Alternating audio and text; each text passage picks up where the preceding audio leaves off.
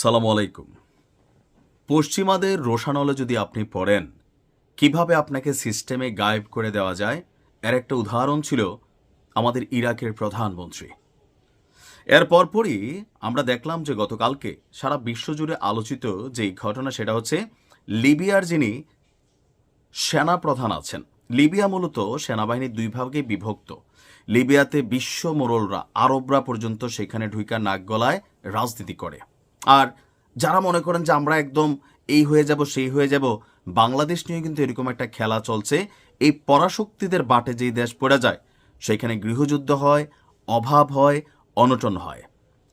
কেন আসলে লিবিয়ার যিনি সেনা প্রধান তিনি টেকনিক্যালি তাকে গিলে ফেলা হয়েছে? আসুন দেখি এর পেছনে কারণগুলো কি কি। মোহাম্মদ আলী আহমেদ আল হাদ্দাদ নামটা অনেকের কাছে পরিচিত, ছবিটাও দেখছেন। তিনি হচ্ছেন এই মুহূর্তে লিবিয়ার সেনাবাহিনীর একটা পার্টের নেতা বা সেনাপ্রধান। তার সাপোর্টিংয়ে আছে কোন কোন দেশগুলো দেখেন: তুরস্ক, সংযুক্ত আরব আমিরাত, মিশর, রাশিয়া, ফ্রান্স এবং পাকিস্তান। অর্থাৎ খলিফা হাফতারের নেতৃত্বাধীন লিবিয়ান ন্যাশনাল আর্মি বা এলএনএ-কে সমর্থন করে এই দেশগুলো সামরিক, আর্থিক এবং রাজনৈতিকভাবে বিভিন্ন পক্ষকে সমর্থন দেওয়ায় দেশটির অস্থিতিশীলতা যেমন দীর্ঘায়িত হচ্ছে, গৃহযুদ্ধ আস্তে আস্তে বড় আকার ধারণ করছে। এখন যিনি মারা গেলেন তাকে আসলে কেন মারা হইল, এখন আমরা সবাই আপাত দৃষ্টিতে দেখছি কি তিনি বিমান দুর্ঘটনায় নিহত হয়েছেন। শুধু তিনি না, তার সাথে আরও বেশ কয়েকজন ব্যক্তি। ঘটনার প্রেক্ষাপট হচ্ছে, আমরা যদি দেখি যে এখানে আল জাজিরা তাদের এক প্রতিবেদন করছে। এখানে তুর্কি কর্মকর্তার বরাত দিয়ে উল্লেখ করা হয়েছে এই দুর্ঘটনায়, বিমান দুর্ঘটনায় 3 জন ক্রু মেম্বারও তারা নিহত হয়েছেন। বিধ্বস্ত হওয়ার আগে হঠাৎ করেই বিমানটি অন্যান্য বিমানের থেকে, বিমানের একটা বহর ছিল সেখান থেকে বিচ্ছিন্ন হয়ে গেছে। ঠিক দেখেন, ইরানের যিনি প্রধানমন্ত্রী ছিলেন তার বেলাও সেম ছিল। 4টা হেলিকপ্টার যাচ্ছিল, শুধুমাত্র ওনার হেলিকপ্টারটাই পট করা সিস্টেম থেকে নাই হয়ে গেল। কিভাবে হইল? পরে আমরা দেখলাম যে হেলিকপ্টারের যে পাইলট ছিল সেই আসলে এখানে ভিলেনের ভূমিকা পালন করছে।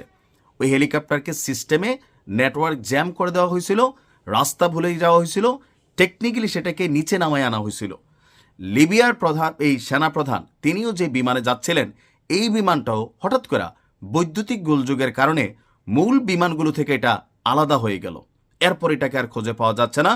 এরপর যখন এটাকে আমরা পাইলাম তখন আমরা দেখলাম সবাই শাহাদাত বরণ করেছে। বিধ্বস্ত হওয়ার আগে বৈদ্যুতিক ত্রুটির সমস্যা দেখা দিলে বিমানটি থেকে জরুরি অবতরণের জন্য আবেদন করা হয়েছিল, তবে তারা আর নিরাপদে ফিরতে পারেনি। প্রেসিডেন্সি কমিউনিকেশন ডিরেক্টরের প্রধান যিনি আছেন তিনি বলছেন, লিবিয়ার সেনাপ্রধান মোহাম্মদ আল হাদ্দাদ তার 4 সহযোগী এবং 3 জন ক্রু সদস্য নিয়ে উড্ডয়ন করেছিল প্রাইভেট এই জেট বিমানটি। উড্ডয়নের কিছুক্ষণের মধ্যেই বৈদ্যুতিক ত্রুটি দেখা দেয়। তারা বিমান নিয়ন্ত্রণ কেন্দ্রকে অবহিত করেছিল, জরুরি অবতরণের অনুমতি চেয়েছিল।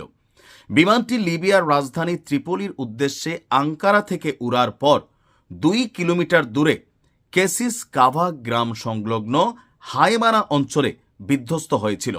আল জাজিরাকে তুরস্কের একজন কর্মকর্তা বলছে, তদন্ত চলছে।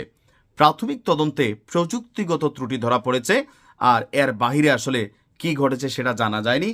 যখন বড় বড় রাষ্ট্রগুলো, বিশেষ করে মার্কিন যুক্তরাষ্ট্র অথবা তাদের মিত্ররা কোনো ঘটনা ঘটায়, এমনভাবেই ঘটায় আপনি প্রযুক্তিগত ত্রুটি ছাড়া আর কোনো কিছু খুঁজে পাবেন না। আইডিয়া করতে পারবেন কিন্তু নাম মুখে নিতে পারবেন না। এই টোটাল ঘটনায় তুরস্কের সাথে এই সেনাপ্রধানের হৃদ্যতা সম্পর্কের ভালো যেই অবস্থানটা, বিপরীত দিকে লিবিয়ার যেই আরেক সেনাপ্রধান আছেন বা এখানে 2টা পার্টি তারা রাজনীতি করে, তারা তাদের সম্পর্কে তথ্যপাত্র দেওয়া, এই টিমটাকে শেষ করে দেওয়া, পশ্চিমাদের ইশারা ইঙ্গিতে কাজ করা, এই ভূমিকাটাই চলছিল। এতে কার ক্ষতি হয়েছে? বেসিক্যালি লিবিয়ার হয়েছে।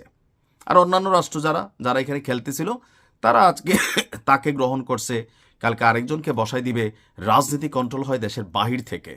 যখন নিজ দেশের মধ্যে বহিরা দেশের শেল্টার আপনি নিয়ে আসবেন, ওই দেশ ধ্বংস হইতে বেশিক্ষণ সময় লাগে না। তার এক জ্বলন্ত উদাহরণ কিন্তু আজকের দিনে লিবিয়া।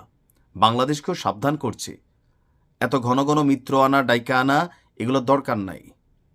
ভালো থাকুন।